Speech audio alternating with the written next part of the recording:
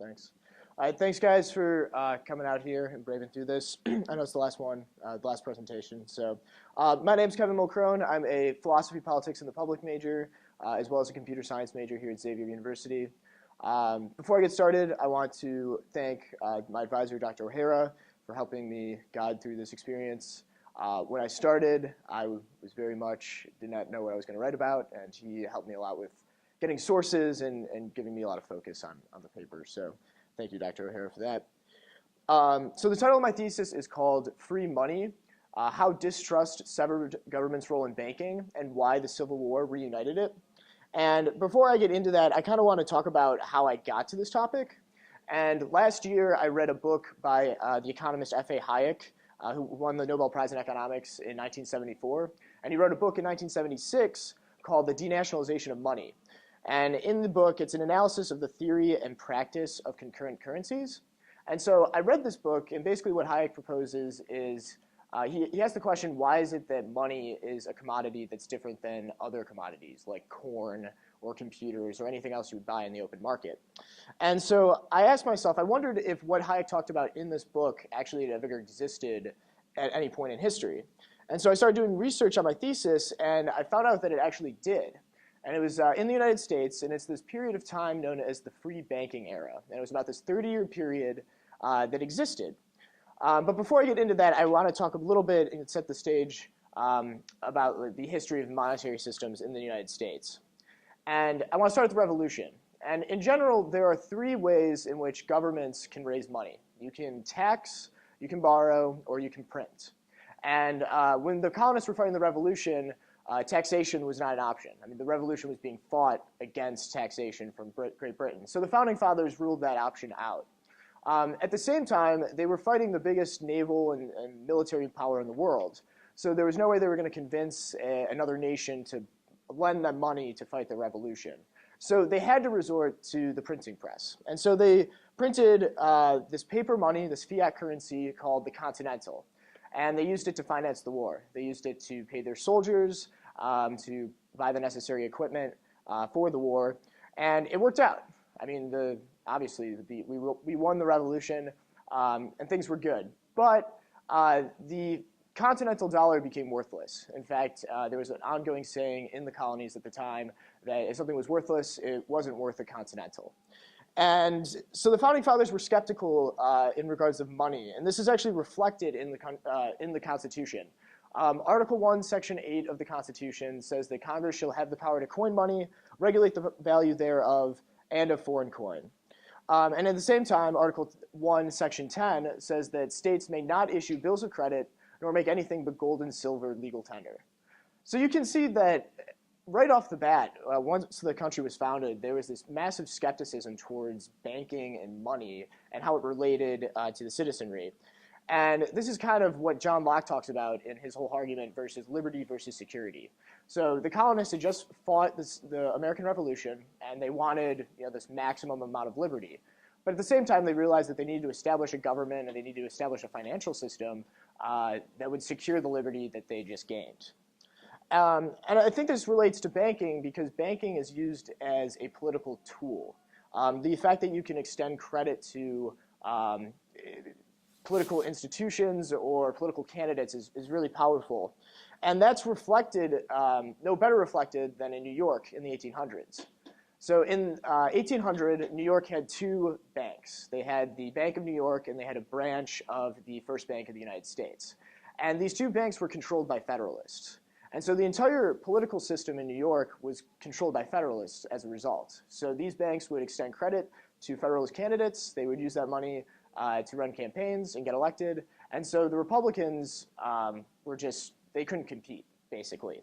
And that was until this Manhattan Company came about. And the Manhattan Company was actually a water company, but in their charter, it gave them the freedom to use their surplus capital as they saw fit.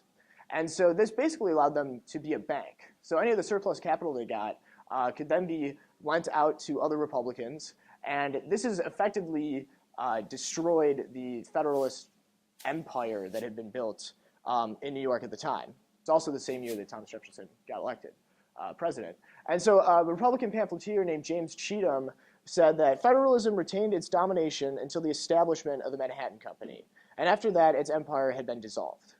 And the only reason I bring this up is because it shows that banking is a tool that can be used, and those that control banks are able to control a lot of other aspects of society. So if we fast forward a little bit, the election of 1824, it's a four-way race between Andrew Jackson, William H. Crawford, Henry Clay, and John Quincy Adams. And all four gentlemen were Democratic Republicans.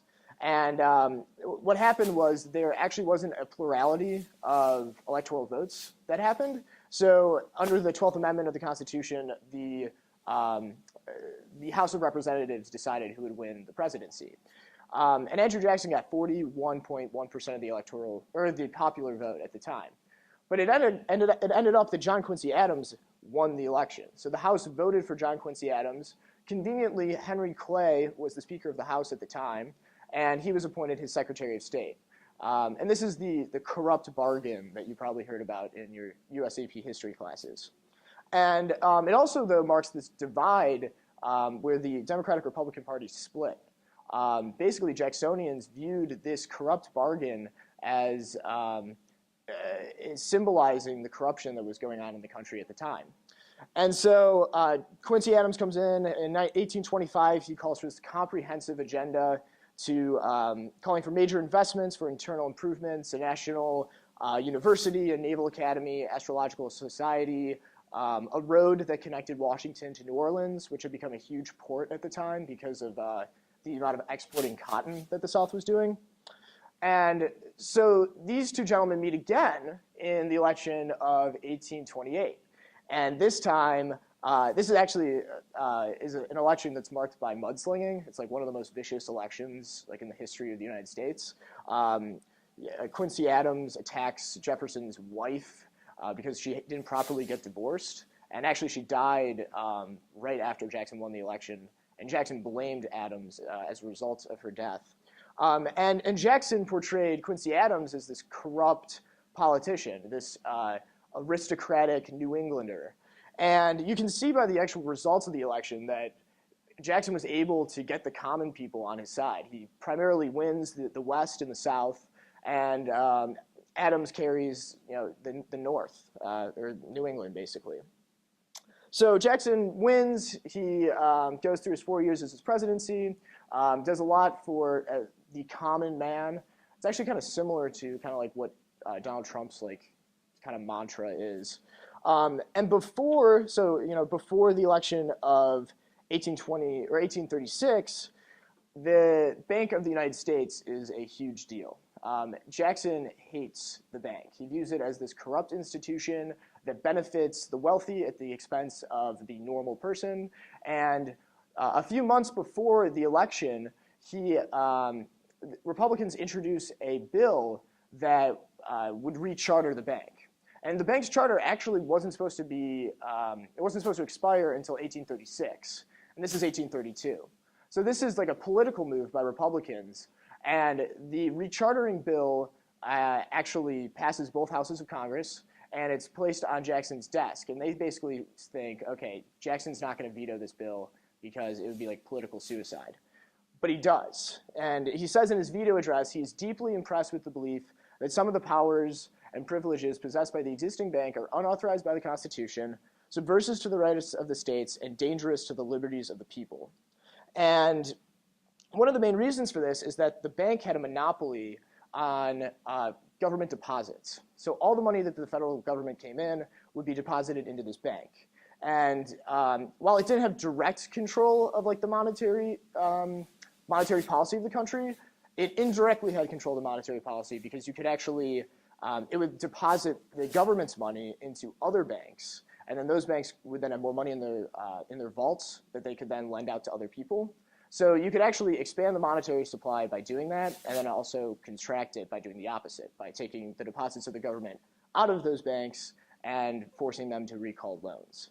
And there was also, he saw that a lot of foreign stockholders, so people from like Europe, were actually buying stock in the Second Bank of the United States, which was one of the biggest corporations in the country at the time. and they were getting dividends off of the profits that the stock was making. And so Jackson said, this doesn't make sense. Why is it that the common people of the country aren't making money off of the dividends?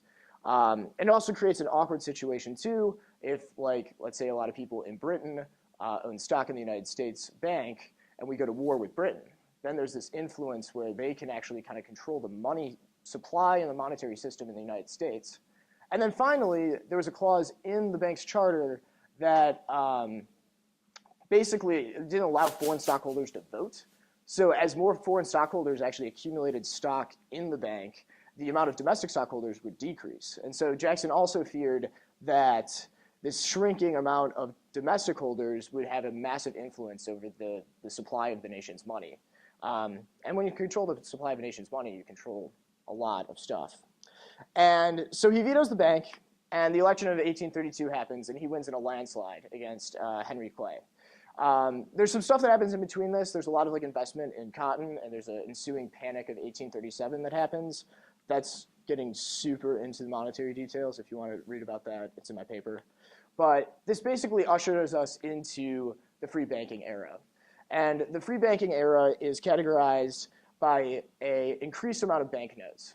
And the reason for this is that anybody could open up a bank. This is exactly what Hayek talked about in the denationalization of money. So if you are an individual or a corporation, a school, you can actually issue your own banknotes and operate as a bank. And so you went from having a very uniform currency to having thousands of different banknotes in circulation that would be used as mediums of exchange. And this led to counterfeiting. So you'd have individuals that actually went, they found banknotes, they'd make copies of them, and then they'd use them as mediums of exchange, and they'd go out into the population. And it creates this really interesting system where local banks, their notes trade at par, at normal, so $10 is $10, if I use the Bank of Cincinnati. But once you start going farther away from those banks, those notes actually depreciate in value because you don't know if they're real, So the Bank of Indianapolis, $10 there in Cincinnati would be worth $9 or $8. And the farther away you got from these banks, the more likely that their notes were counterfeit, and so the value of them would actually go down. And so the bank's reputation also played a really important role in the value of these notes. And there's actually, the market kind of realized this, and there was actually, Roger Bucknell is a great example. People would actually start publishing counterfeit detectors. So this guy went and he wrote down every single banknote from every single bank that was in circulation, and he published this monthly pamphlet, and it would tell you the value of the notes. It would tell you known counterfeits in circulation and these characteristics of these notes. And the system worked. It sounds like the most inefficient thing ever, and it probably was pretty inefficient. But it's not like the country exploded or anything like that. And actually, there was a lot of economic growth that coincided with this. So why did it stop? And that was really one of the questions that I had when I was writing my thesis. Is okay, we reelected Jackson in this landslide. What happened in 30 years? And the Civil War happened. So the United States started fighting the Civil War, and it's just like the American Revolution. You either have to tax, borrow, or print. And without a central bank, with this free money system, you can't print. So you either have to tax or you have to borrow. And they tried taxing, and they tried borrowing, but interest rates were upwards of 25 to 35%. There's no way that you could borrow money at those rates to finance the Civil War. So once again, the debate about the currency came through the halls of Congress. They had to figure out how they were going to pay for the Civil War. And this actually introduces some interesting philosophical questions I'll get into later. But there's this quote by Salmon Chase, which was Lincoln's Secretary of the Treasury at the time. And he says that, "I've never entertained a doubt that it was the duty of the general government to furnish a national currency. Its neglect of this duty has cost the people as much as this war will cost them. It must now be performed not merely as a duty, but as a matter of necessary policy." And what this means is that the United States, in order to finance the war, they needed this currency. And this goes back to John Locke and the liberty versus security argument. What they feared at the time was that by allowing the South to secede from the Union, if you didn't agree with the policies of the federal government, what prevented other states from doing the exact same thing? What prevented New York, let's say, if they didn't agree with a federal statute, for just secede on their own? And so this brings in like these really interesting philosophical questions. And so going back to the bank, I think one of the interesting things and why the bank stopped was that it was favoring some people at the expense of other people.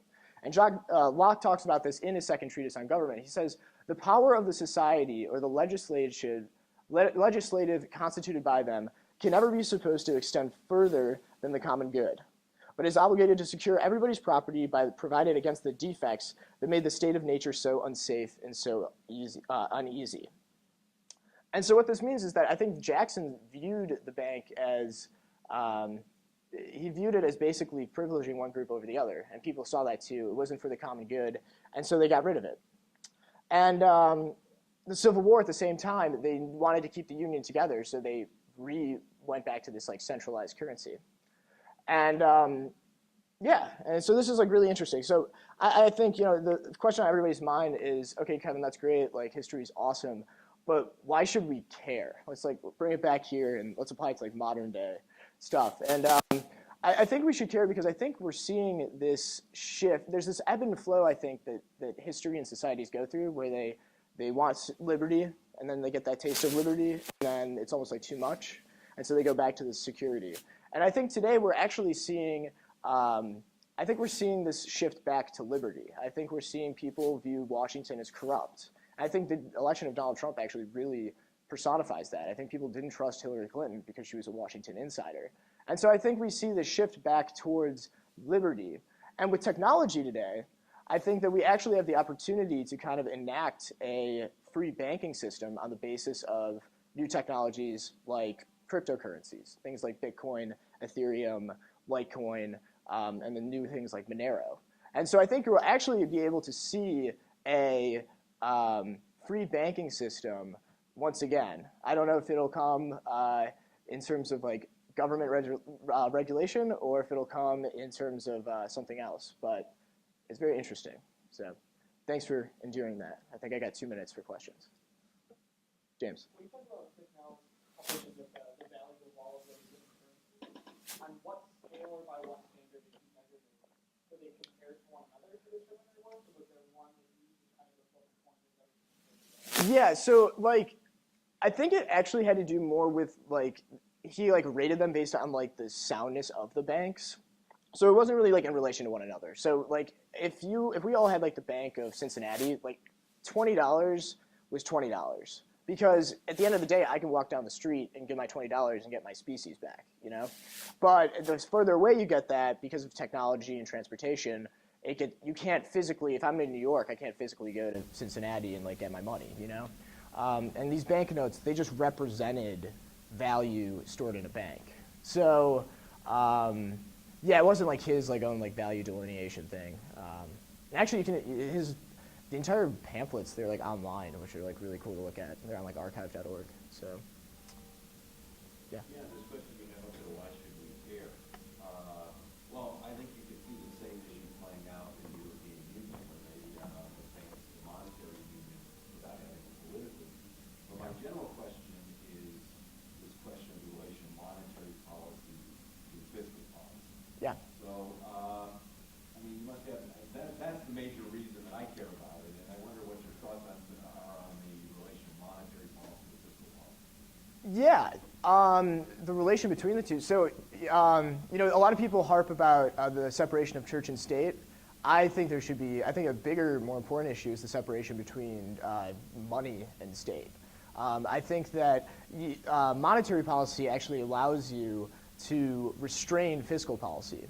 So, if you want to expand the size of government, if you want to build roads, kind of like what Quincy Adams was talking about, you can do that, but you should only be able to do that by borrowing or by taxing, because those are like, you feel those effects of those.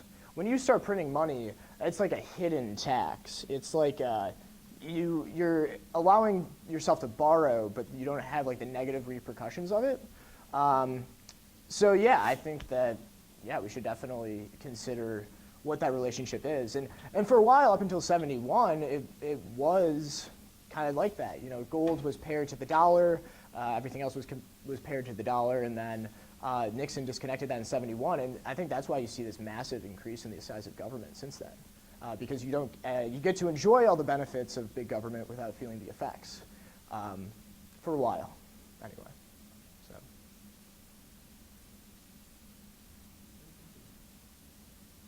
Thank you very much. Thanks.